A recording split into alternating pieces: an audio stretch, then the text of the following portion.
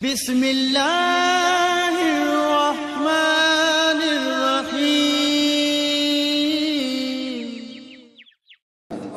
اب ابھی ذمکار اپنے دل دی تختی تو پختہ ڈیگنو قرآن حق کے، قرآن سچے، قرآن نصب ہے جو سمجھ آنے دیو سبحان اللہ آکے رب کائنات نے کلام مجید کے اندر جو اعلان فرمایا حق تے مبنی ہے، سچ تے مبنی ہے۔ میری گال دے اعتراض تھی سکتے، کہیں مفتی، کہیں پیر، کہیں قاضی دی گال دے اعتراض تھی سکتے، کہیں عالم دی گال دے اعتراض ہو سکتا ہے، اللہ دے قرآن تے اعتراض نہیں تھی سکتا۔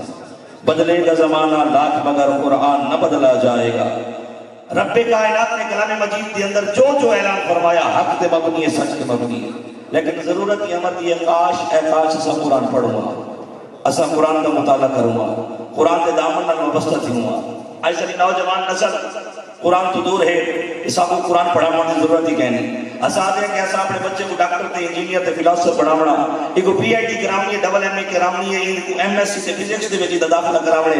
اب آپ ٹھیک ہے ڈاکٹر بھی بناؤ، انجینئر بناؤ، وہ فلاسفر بناؤ، لیکن سب تو پہلے محمد عربی دا نوکر بناؤ، سب تو پہلے اپنی اولاد کو حضور دا غلام بناؤ۔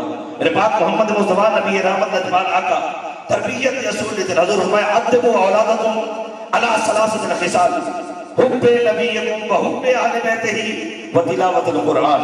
حضور فرمایا اپنی اولاد کو ترے کم سکھا چھوڑے، اپنی اولاد کو ترے کم سکھا چھوڑے۔ سب تو پہلا کم حب نبیکم،